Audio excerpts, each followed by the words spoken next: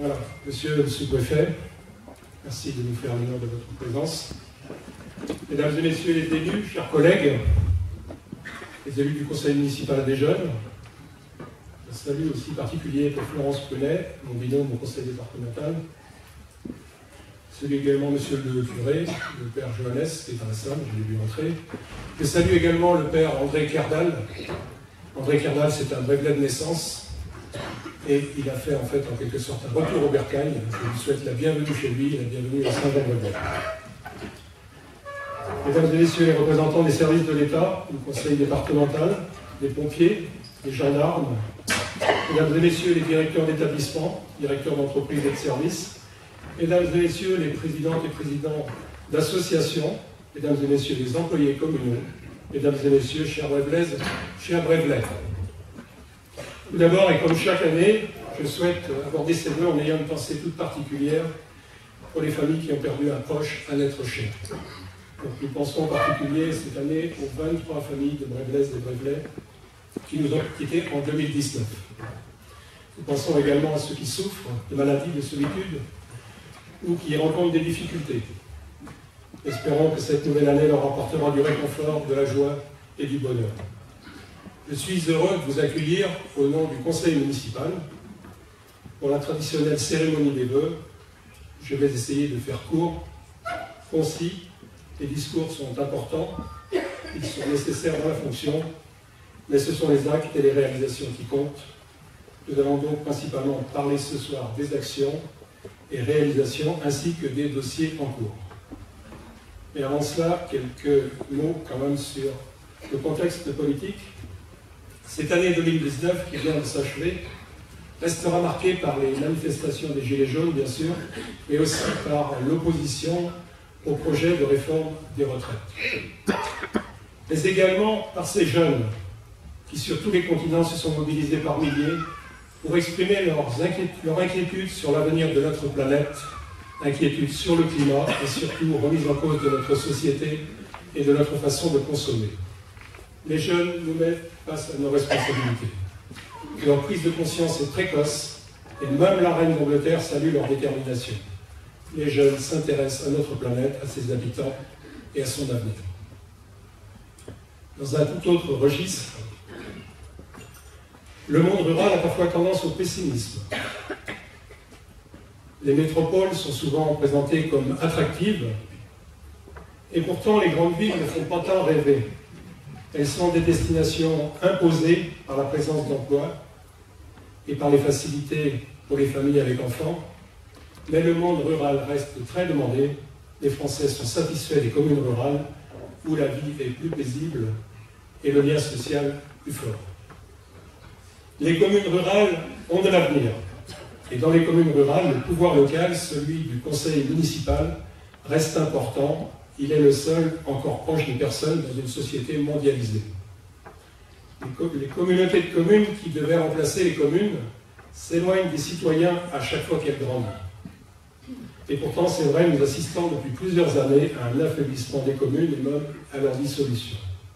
Grignotées par les communautés de communes qui reprennent petit à petit toutes les compétences, mais aussi par une perte d'autonomie, comme en ce moment, une perte d'autonomie fiscale avec la disparition de la taxe d'habitation. Évidemment, personne ne se plaindra de ne plus la payer. Et les communes ne seront pas pénalisées sur le plan de la ressource, puisque l'État s'est engagé à compenser le produit de cette taxe.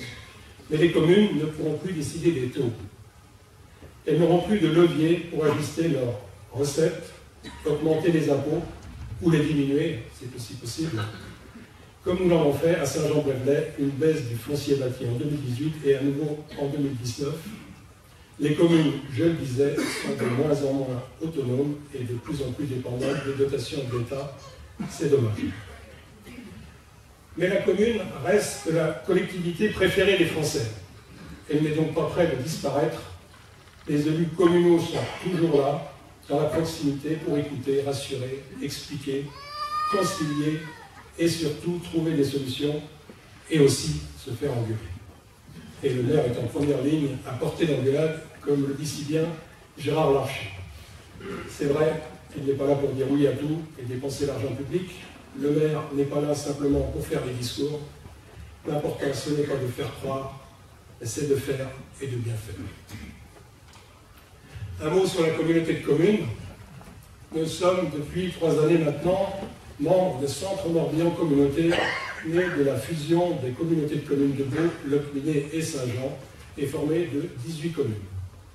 Les 3 années passées ont été denses, il a fallu harmoniser. Le travail est pratiquement achevé, nous pourrons maintenant avancer ensemble plus sereinement. Le projet éco-gestion des déchets est maintenant une réalité à Saint-Jean-de-Brévelay, comme sur l'ensemble des communes de notre ancienne communauté de communes, ainsi que toutes celles issues de vos communautés. Celles du secteur de Locminé seront équipées cette année. Le nouveau dispositif que nous appelons éco-gestion des déchets est en place avec la suppression des bacs de 750 litres et la pose de conteneurs de 3 mètres cubes. Il a eu un effet immédiat sur le tri des déchets. Il y a maintenant systématiquement auprès des ordures ménagères un conteneur d'emballage. Dès leur installation, le tonnage d'ordures ménagères a chuté de 30% et celui des emballages a progressé de 80 à 100%. Les emballages jusque-là jetés dans les ordures ménagères sont maintenant triés et déposés dans un conteneur. C'est un vrai succès, même si tout n'a pas fonctionné dès le départ. L'entreprise qui collectait les emballages s'est trouvée débordée par les volumes qui ont doublé. Les choses vont mieux et vont encore s'améliorer car le ramassage des emballages est maintenant depuis le 1er janvier réalisé par les agents de CLC. Si ça ne fonctionne pas, nous ne pourrons nous en prendre qu'à nous-mêmes. Autre point important, les ateliers relais, avec de multiples difficultés, retard d'entreprise, dépôt de bilan d'artisans. Les 2 ateliers relais construits dans la zone artisanale route de Saint-Aloès sont enfin achevés. Chaque cellule comporte une zone d'atelier et de stockage de 145 m², un bureau et des sanitaires. Un atelier est déjà réservé par M. Magui, représentant de la société Tressavel, une entreprise créée en 2015 et aujourd'hui basée à Neuillac. Elle fabrique des dessins en résine thermoplastique pour les écoles et les aires de jeu. Un rappel sur la fibre optique. Son déploiement a été confié à Mégalis Bretagne. L'ensemble du bourg de Saint-Jean-de-Brévelay est maintenant fibré. Nous l'apercevons en violet sur la carte du déploiement. C'est une chance que beaucoup nous envient. Le déploiement va continuer puisque l'ensemble de la commune figure au programme de la phase 2, déploiement de 2020 à 2023, en vert sur la carte. À la fin de cette phase 2, en 2023, la moitié des foyers bretons auront accès à la fibre optique, mais toute la commune de Saint-Jean-de-Brévelay sera desservie. Toute la commune est en vert. C'est une vraie chance. Un point maintenant sur le projet d'abattoir multi-espèces, bœuf, veau, mouton, chèvre et porc à Saint-Jean-de-Brévelay, zone du lait. Le projet a bien avancé. Il est principalement porté par l'Association pour la construction de l'abattoir du Morbihan, qui regroupe 370 éleveurs, 270 prévoient l'abattage de bêtes pour leur propre consommation et 100 vont vendre en direct ou en circuit court. Ils apportent près de 150 000 € de fonds propres pour le démarrage du projet. Viennent s'ajouter BVB, Bretagne Viande Bio, un groupement d'éleveurs des 4 départements bretons, des bouchers partenaires qui achètent des animaux sur pied et les transforment dans leur laboratoire, et enfin la Chambre d'agriculture du Morbihan. L'objectif est de favoriser les circuits courts, d'offrir un service de proximité et de renforcer l'économie agricole. L'abattoir de Vannes, le seul du Morbihan dans cette activité, est fragile et les autres sont éloignés. Implanter un tel outil à Saint-Jean-de-Brévelay, en centre Morbihan, avec une station d'épuration toute proche, est idéal. Un atelier de découte sera construit près de l'abattoir pour donner de la rentabilité au projet. L'abattoir devrait être rentable avec un volume d'abattage de seulement 500 tonnes par an, et il sera conçu pour 1000 tonnes, et pourra d'ailleurs aller jusqu'à 1500 tonnes. Le choix du statut juridique est maintenant arrêté. Il s'agit d'une SIC, une société coopérative d'intérêt collectif.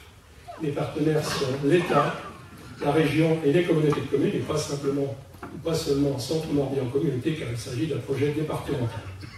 Le coût de l'investissement est estimé à 4,75 millions d'euros.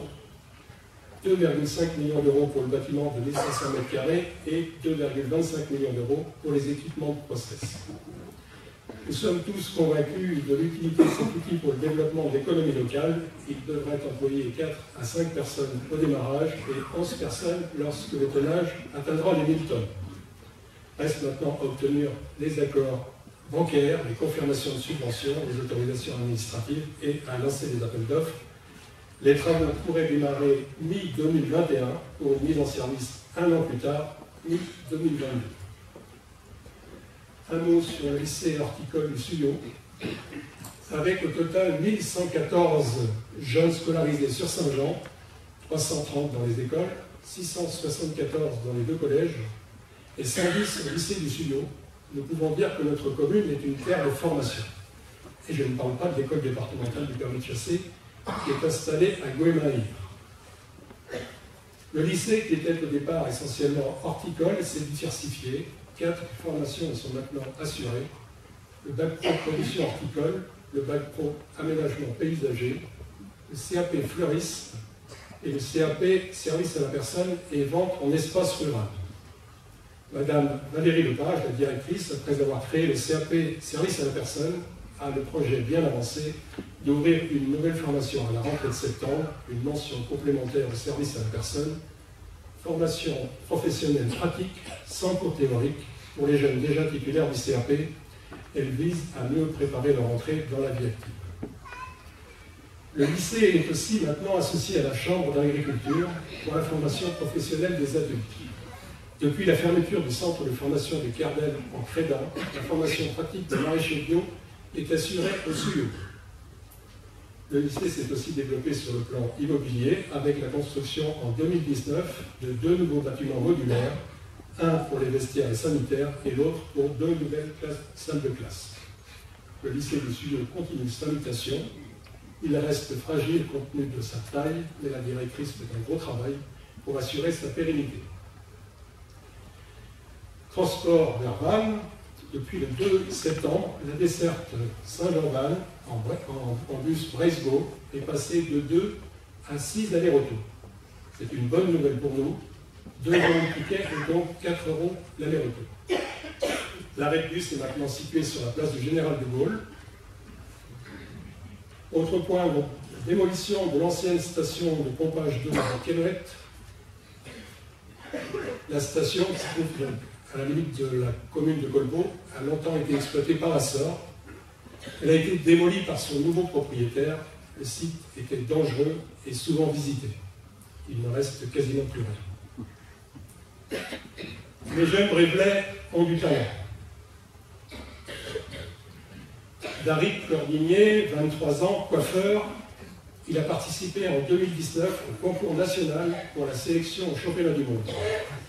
Il n'a pas été retenu, mais il est toujours en course dans la catégorie coiffure homme pour la sélection 2020. Bravo Darig, il faut persévérer. Emeline Delamarre est apprentie cuisinière au restaurant Fourchette et Pierre-Bouchon sous la houlette de Cyril Mantovani. Elle est sélectionnée pour le championnat de France des apprentis cuisiniers. Elle briguera le titre le 13 janvier prochain parmi les 30 candidats en lice. Elle est très motivée et nous lui souhaitons pleine réussite. Camille Kouboulik, 29 ans, a été sélectionnée par la Confédération française de la boucherie pour le World Butcher Challenge, le championnat du monde des bouchers. Il fera partie de l'équipe de France, l'une des 16 sélections qui sera présente à Sacramento, sur la commune ouest des États-Unis, le 5 septembre 2020. Ils se rendent déjà plusieurs fois par mois à Paris pour préparer cette compétition et s'entraîner avec les 7 autres bouchers de l'équipe de France. Nous sommes tous derrière lui. Adrien Lamour. Adrien, pilote Brévelais de motocross de 22 ans, brillant vainqueur en mai sur le circuit de Bignan. Adrien a fait une très belle saison. Il remporte le titre de champion de Bretagne MX1 en catégorie Rennes pour la 2e année consécutive. Il a terminé 8e au championnat de France et espère faire encore mieux cette année. Bravo Adrien, je sais qu'il est dans la salle, bravo. Les changements 2019, donc quelques mots là-dessus. Auto-école Michel Briand. L'auto-école qui se trouvait en bas de la rue Saint-Armel a remonté la rue pour s'installer dans de nouveaux locaux face au salon d'esthétique. Ambulance Taxi Service, le local laissé vacant par l'auto-école est maintenant occupé par ATS. Cette entreprise, Ambulance Taxi Service, est née en 2016 de la fusion de Taxi Ambulance GV2S et des taxis Brevelet, ainsi que des ambulances réguinoises. ATS a ensuite racheté les taxis Jaillet des Plumec. Elle est composée de 3 co-gérants et 21 salariés. Elle dispose de 24 véhicules, taxis et ambulances. 8 employés et 8 véhicules sont actuellement basés à Saint-Jean-Brevelet. Et Nicolas Lemerlu, le co-gérant Brevelet, nous a fait savoir que l'entreprise était à l'étroit dans ses locaux. Le conseil municipal a décidé de vendre à ATS un terrain de 1000 m² en bordure de la voie de contournement dans le terrain d'Agui. L'entreprise souhaite y installer son siège social tout en conservant une agence à Réguigny. Un beau projet. Un nouveau commerce, Rapide Diner. Sandrine Morel a aménagé le local laissé vacant par Isadia Cuisine rue de Vannes. C'est maintenant un bel espace de restauration rapide, avec vente à emporter ou à consommer sur place. Sandrine prépare devant ses clients des sandwichs chauds ou froids, panini, salades, des plats chauds, kebab, croque-monsieur et d'autres préparations encore. Un bel endroit convivial. Une nouvelle agence immobilière, Anne-Claire Pelletier et son frère Cédric Laurent se sont associés pour ouvrir Lango Immobilier. Ils accompagnent leur clientèle dans leurs projets d'achat ou de location de biens immobiliers, mais également dans la gestion locative et l'activité de syndic. Ils sont installés 7 rue de Rennes, près de la Poste, une belle vitrine. Le chalet du fumage, Hervé Le Bubna s'est lancé dans une activité artisanale de fumage de poissons et de viande, truites, saumon, mais aussi magret et filet mignon. Il vend également de l'épicerie fine. Dans quelques mois, il accueillera ses clients dans son atelier à Talara. Il est présent chaque vendredi sur le marché Place de l'Église. Un mot aussi sur l'ancien bar, hôtel-restaurant Piquet, le Cheval Blanc. L'établissement a été vendu. Le nouveau propriétaire vient de terminer les travaux de démolition intérieure.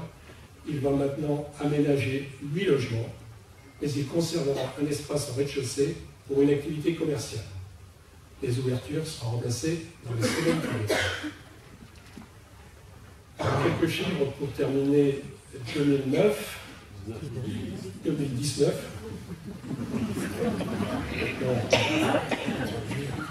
Voilà, un point sur les permis de construire.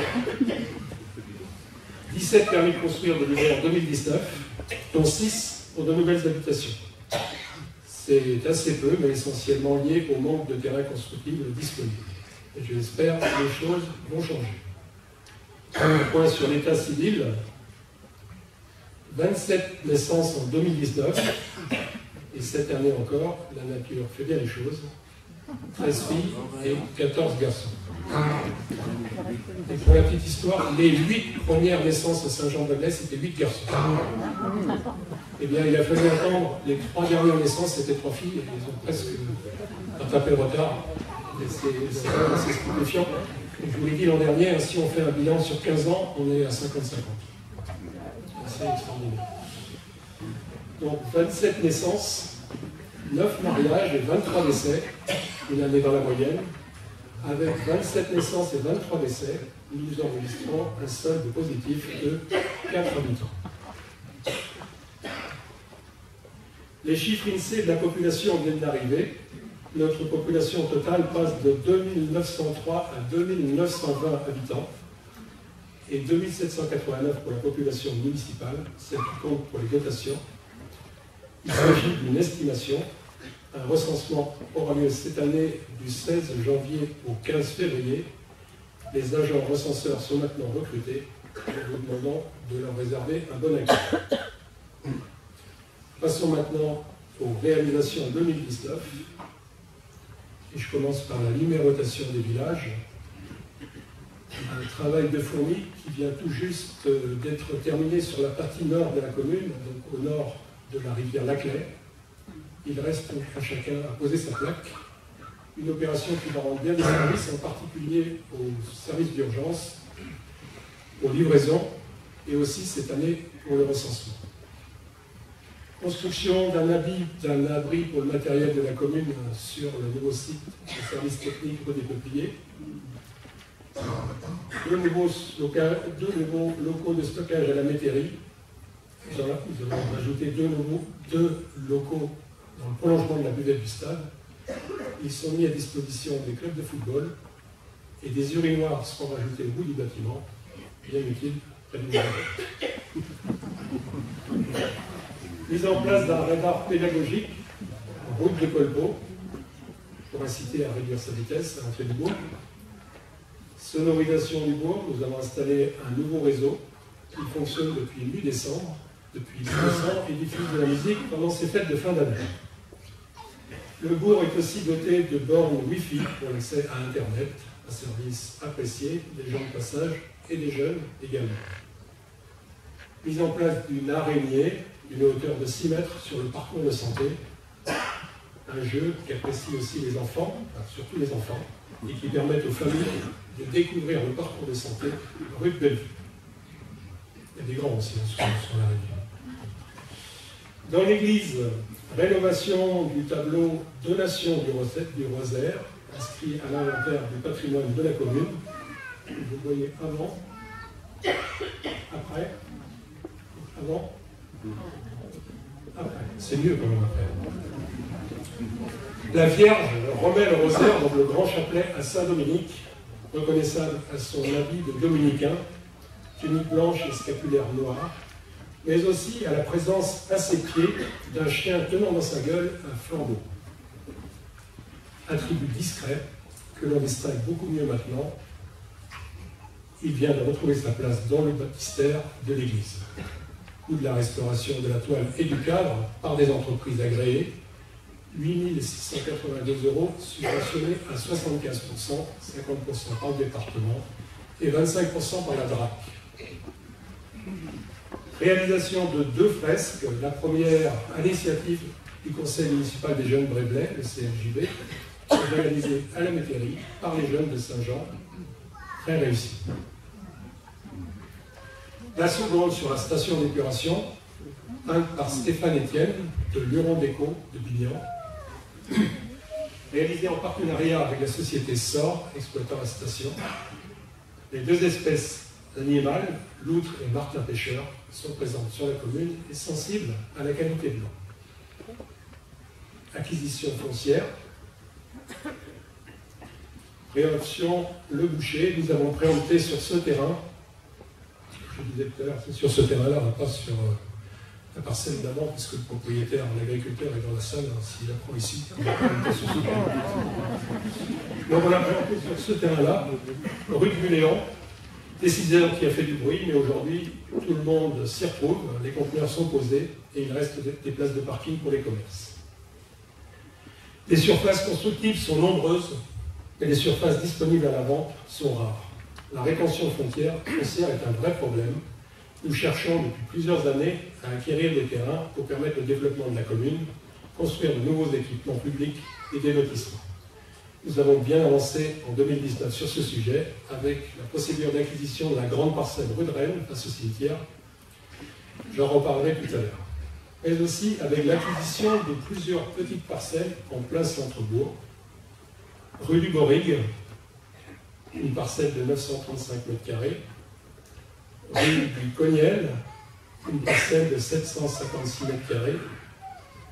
Rue Sainte-Bernadette, 374 m², et tout récemment, juste à côté, un second terrain de 344 m² dans cette même rue. Cette dernière acquisition a été actée en conseil municipal le 16 décembre dernier. Nous avons exercé notre droit de préemption sur un bien vendu 74 000 € situé en plein centre-bourg, 1 rue de Rennes. Nous l'avons fait pour créer une nouvelle vitrine, ou plutôt recréer une vitrine, puisque ce bâtiment abritait un commerce il y a 20 ans, un magasin de chaussures. Avec ce projet, nous renforcerons le commerce de centre-bourg et pourrons, avec le terrain situé à l'arrière, créer de nouvelles places de parking pour faire face aux besoins. Préempter est toujours délicat. La décision doit être motivée, avoir un intérêt indiscutable pour la collectivité. La préemption est difficile à accepter par celui qui est concerné, mais nous devons privilégier l'intérêt de la commune. Revenons à nos acquisitions. Avec un jardin, un ancien jardin de 90 mètres carrés, derrière le bâtiment de l'ancienne médiathèque, place Anne de Bretagne. Et une importante acquisition à la Métairie, une parcelle de 2 hectares 47 pour un montant de 90 000 €. Nous sommes heureux d'avoir pu concrétiser cette acquisition que nous souhaitions depuis plusieurs années.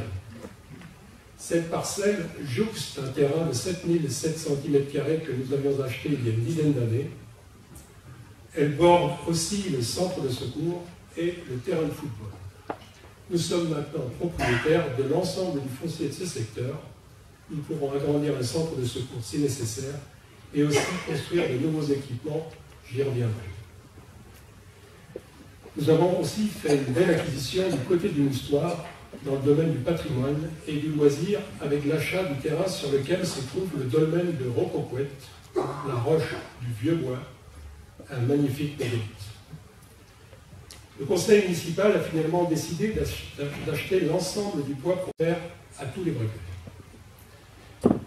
Notre communauté de communes, CLC, associée à GMTA, Golfe du Morbihan Van Agglomération, a répondu à un appel à projet de la région sur les mégalithes de Bretagne. Notre projet est de mettre en valeur les mégalithes des Landes de Lambeau, dont le dolmen de Rocoquette est un élément majeur. Il intéresse beaucoup les archéologues. Un travail de numérisation du site a déjà été réalisé, ainsi qu'un montage vidéo montrant comment il a été construit. Je vous propose de le voir en images.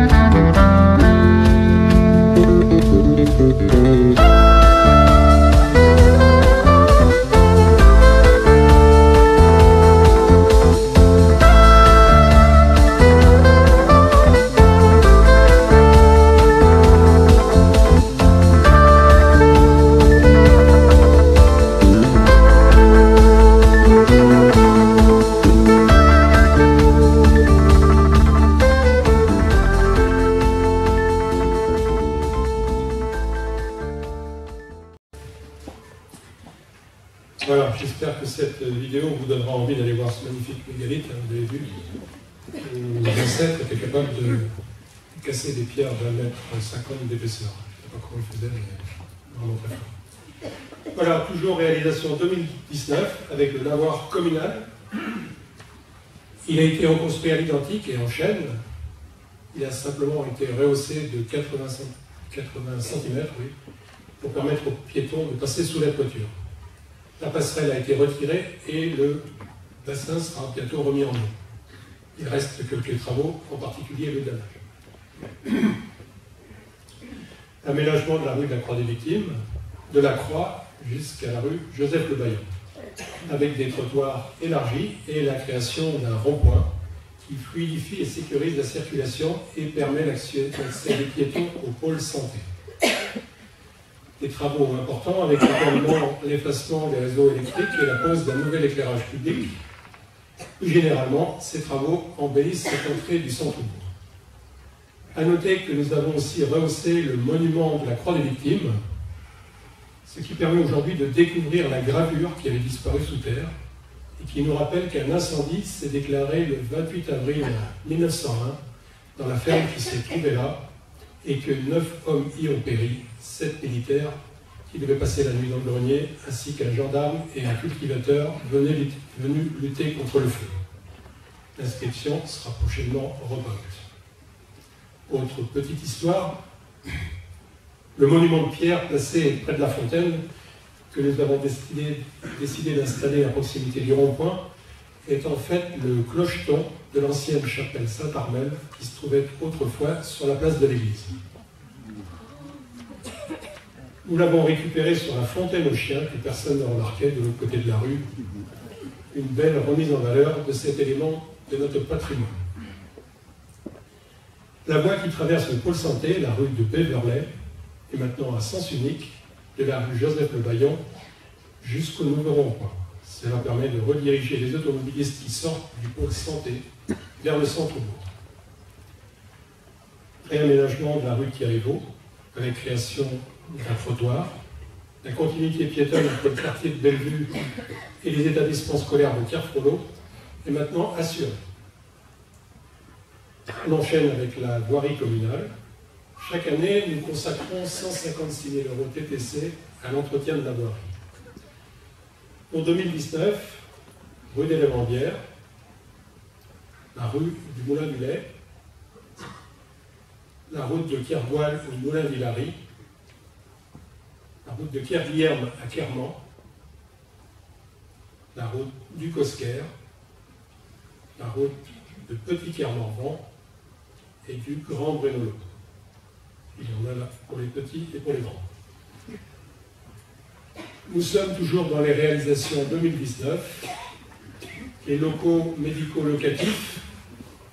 Les 5 locaux ont été inaugurés avant l'été, 4 cabinets de 50 m² et 1 de 120 m².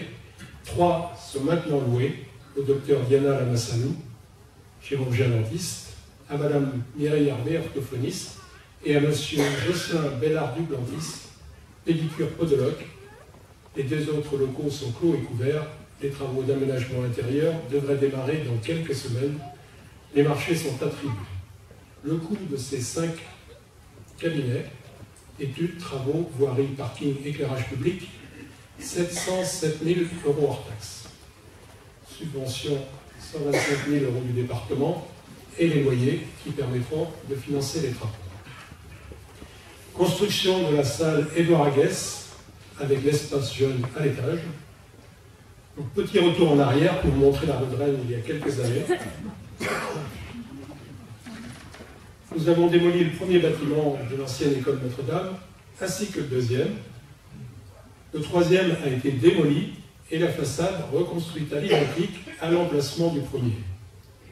C'est dans ce bâtiment que les Allemands ont commis d'horribles exactions en 1944. Vous apercevez à l'écran la plaque qui figurait sur le bâtiment démoli et au-dessus, celle que nous avons rajoutée. Le nouveau bâtiment, à gauche, est un peu plus haut que l'ancien, qui était enterré de près de 50 cm. Il fallait descendre 2 marches pour y entrer. C'est d'ailleurs pour cette raison que nous l'avons reconstruit plutôt que rénové. Ce bâtiment abrite en rez-de-chaussée la salle Édouard Aguès, une grande salle de 120 m² de réception et de réunion. C'est aussi la salle du conseil municipal et la salle des mariages, car elle est aux normes pour accueillir les personnes à mobilité réduite. La salle porte le nom d'Édouard Aguès, ancien réfractaire au STO, caché en 1944 dans la ferme d'Auguste et Léontine Gillet à la Petite Métairie et entré dans la Résistance. Il a fait don de ses biens à la commune de Saint-Jean-Brévelay, de Plumelec et à l'Institut Pasteur. Nous avons, comme les 2 autres bénéficiaires, reçu la belle somme de 365 000 €. Un beau cadeau.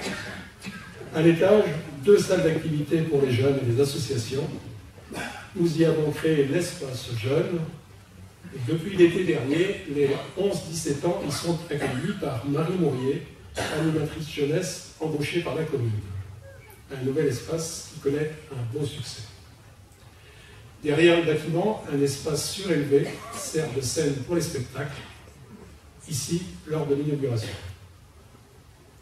De nouvelles toilettes publiques sont construites au fond de la placette. Elles remplacent celles de la place du Souvenir français, qui n'étaient plus aux normes d'accessibilité. Au-dessus de ces toilettes, nous avons construit un local de rangement pour les jeux de cours du centre de loisirs, ici vu de la cour.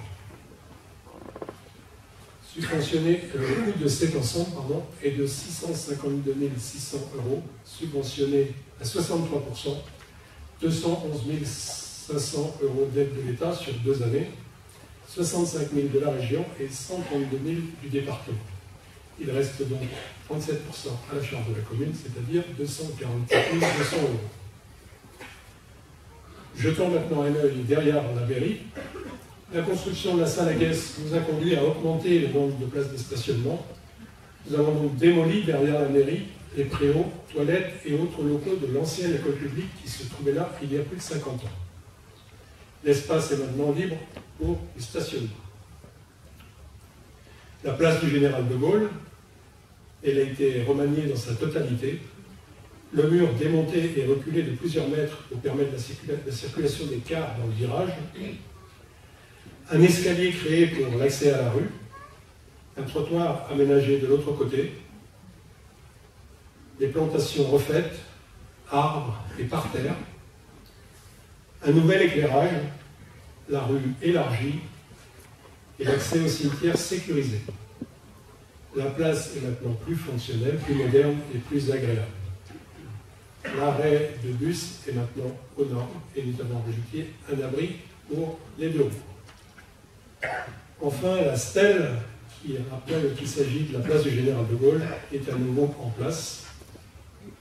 Un bel ensemble complètement remanié. Fin des travaux rue de Rennes. Ils ont duré longtemps, plus longtemps que prévu, presque 1 an. De la place de l'église jusqu'à la place du Général de Gaulle. Nous avons fait refaire le réseau d'eau pluviale, enterrer les réseaux d'électricité, d'éclairage public et de téléphone. Ces premiers travaux ont mis en évidence le mauvais état des branchements d'eau usée. Nous avons donc dû les refaire, c'est ce qui a rallongé la durée du chantier, et aussi le coût de l'opération. La place du Souvenir français, devant le Crédit Agricole, a été réaménagée, simple et sobre. Elle est fonctionnelle et permet toujours de faire du métier. Vous remarquerez qu'il n'y a pas de ralentisseur.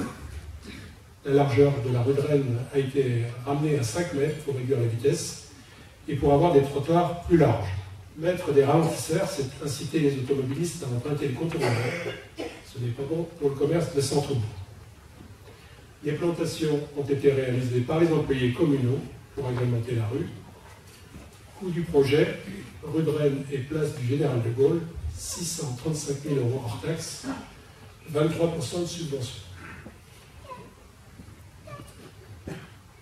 La rénovation de la façade de la mairie, fini le rouge bordeaux sur les ouvertures, l'entreprise Vraiblaise Thébault Peinture a réalisé le ravalement de la façade et changé la couleur des portes, fenêtres et garde-corps.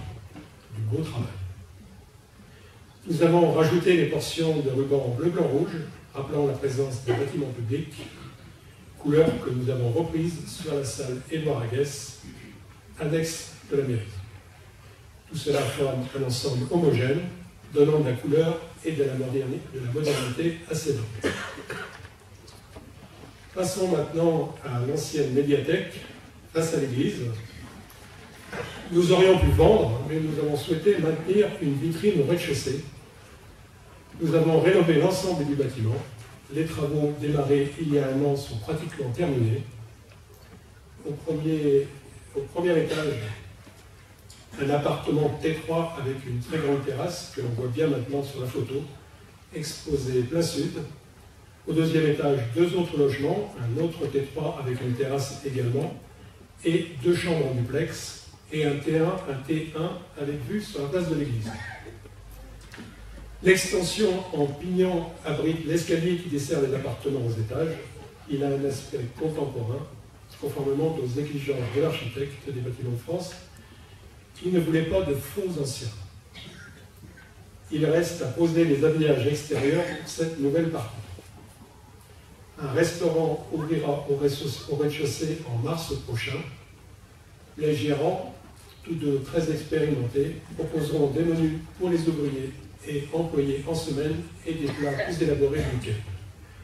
Une terrasse sera aménagée à proximité, comme nous le voyons sur cette vue projet. Par ailleurs, il sera possible de passer du parking à la place de l'église sous l'extension. Le passage servira aussi d'abri en centre-bourg et en particulier lors des obsèques.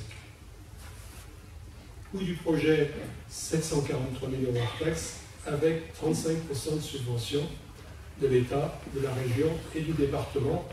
Et c'est un projet qui générera des recettes, les loyers. Voilà, une petite pause maintenant avant d'aborder les projets avec la projection de quelques événements 2019.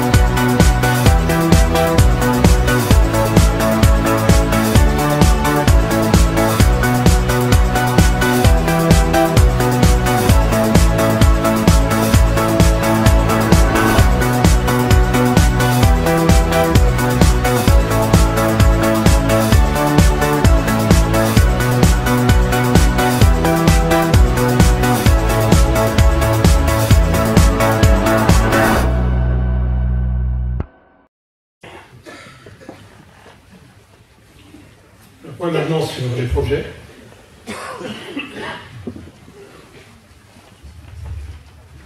Je vais commencer par un point sur notre projet d'acquisition foncière. Comme je le disais l'an dernier, nous n'avons plus de terrain constructif disponible et les discussions amiables pour en acquérir n'ont pas abouti. Face à ce blocage, le conseil municipal a décidé d'engager une procédure visant à acquérir les grandes parcelles cultivées du centre-bourg, rue de Rennes, face au cimetière, parcelles d'une surface de 6 hectares 34. Nous avançons dans la procédure avec les conseils d'un avocat et d'un urbaniste pour l'acquisition des 5 hectares 50 dédiés à l'habitat.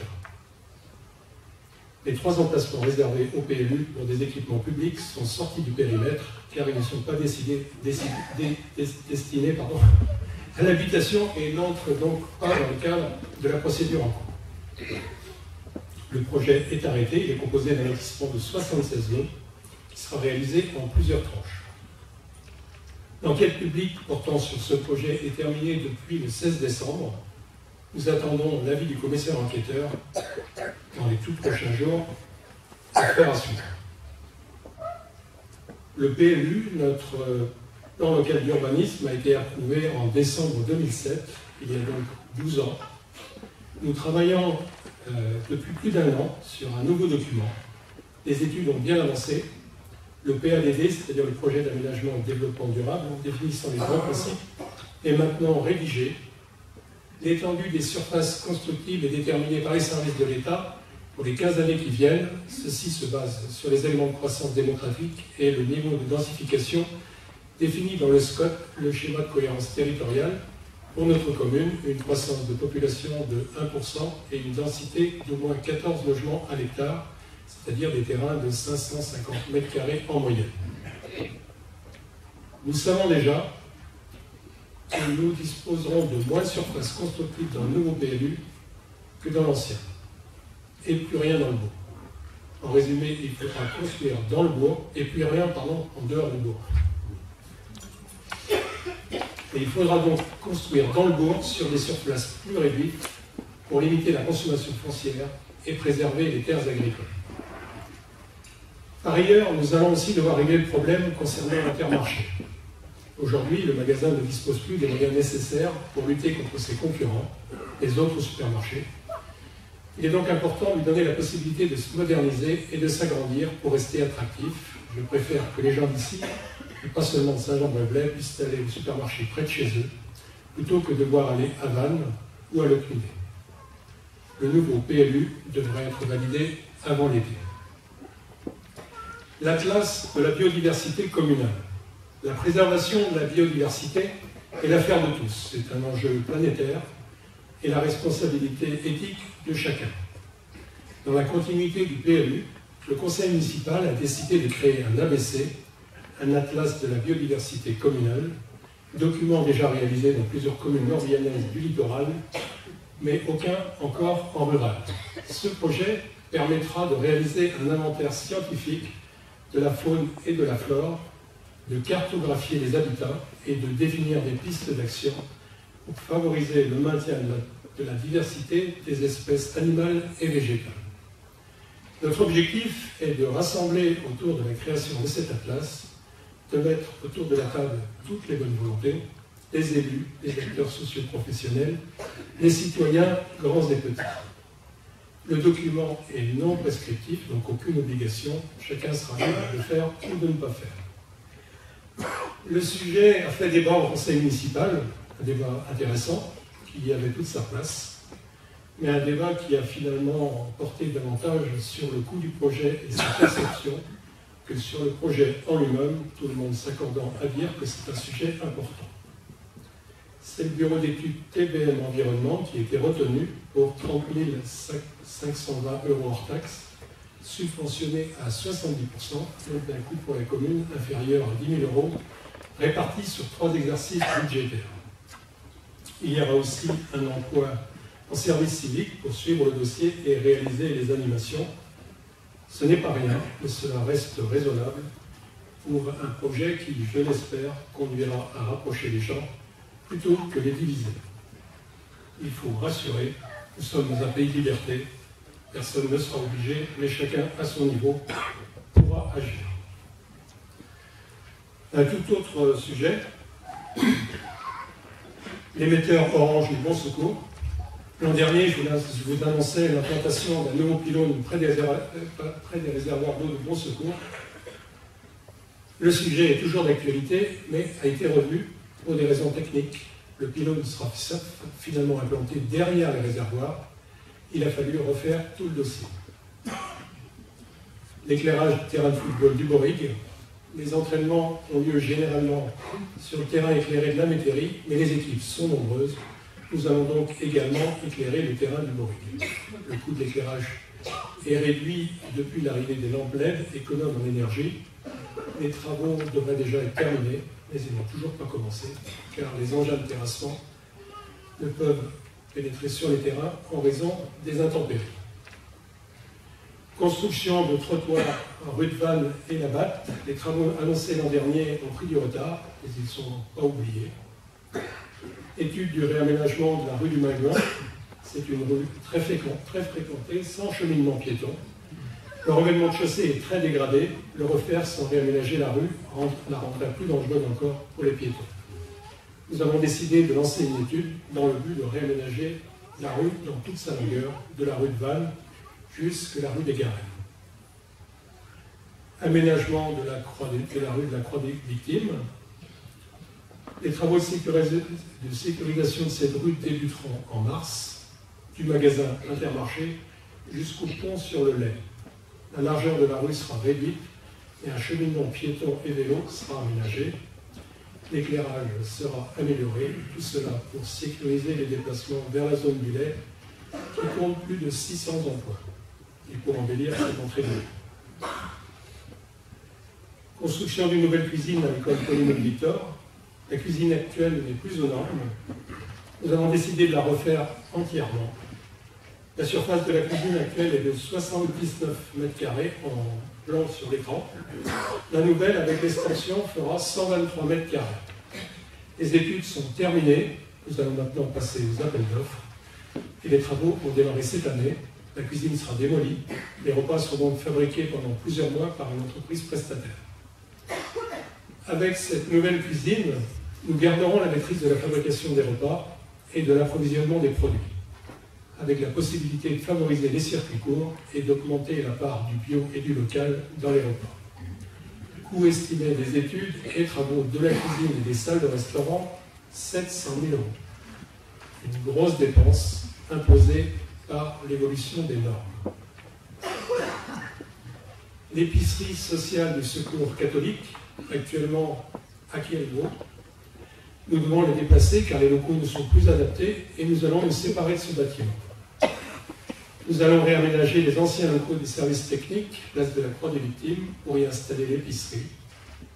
Les premiers plans nous ont été proposés, ainsi que les ébauches de façade. La commission travaux va se réunir pour avancer sur ce projet. Construction d'une salle qui remplacera la salle de Quirigo. Je vous l'ai annoncé l'an dernier, nous allons nous séparer de la salle de Quirigo, plus très adaptée aux usages d'aujourd'hui. Un bâtiment énergivore qui génère des nuisances sonores en plein bourg et des réclamations de certains riverains. Une nouvelle salle que nous appelons salle de la Lande, en attendant son nom de baptême, sera construite sur le terrain que nous voulons acquérir à la métairie. Loin des habitations, une nouvelle voie sera créée pour desservir le terrain et cette salle. L'équipement sera composé d'une salle d'une surface de 126 m², d'une petite salle annexe de 32 m², d'une cuisine équipée d'un lave-vaisselle et d'une chambre froide, et d'une salle de rangement, et bien sûr de sanitaire. Nous avons déjà quelques vues de ce projet, habillé d'inox et de bleu. Là, c'est la vue de la voie de contournement, donc c'est une vue qui sera lointaine. Coût estimé, nous espérons démarrer les travaux avant l'été, coût estimé de l'ordre de 850 000 € par place.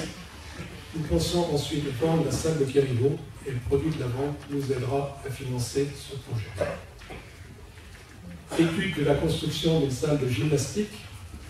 La gym Et Saint-Jean-de-Brévelay, c'est une vieille histoire. L'association de gym compte 70 gymnastes dans toutes les communes environnantes qui participent à de nombreuses compétitions en Bretagne et dans tout le Grand Ouest. Seul club de gym dans un rayon de 20 km, elle ne dispose pas de salle attitrée. Les agrès sont installés et démontés chaque semaine. Pourtant, les barres fixes, les barres parallèles et les chevaux d'arçon devraient être fixes, arrivés au sol. Nous avons le projet de construire une salle depuis plusieurs années et l'acquisition d'une parcelle de 2 hectares 47 à la Métairie nous permet maintenant de concrétiser ce projet. Un architecte a été retenu. Il devra maintenant faire des propositions. Nous avons sollicité les financeurs et pensons obtenir des aides importantes car les salles de gymnastique sont peu nombreuses dans notre département. Première estimation, quand même, 1,3 million. Il faudra trouver des partenaires. Vous l'avez constaté, nous avons un programme d'investissement important, d'un total de 3 800 000 € auquel il faudra ajouter 500 000 € si notre procédure d'acquisition des terres en place en Cobourg nous est favorable. Cela fera 4,3 millions d'euros. Il faudra trouver des aides financières. Et je suis heureux de voir que M. le sous-préfet est dans la salle.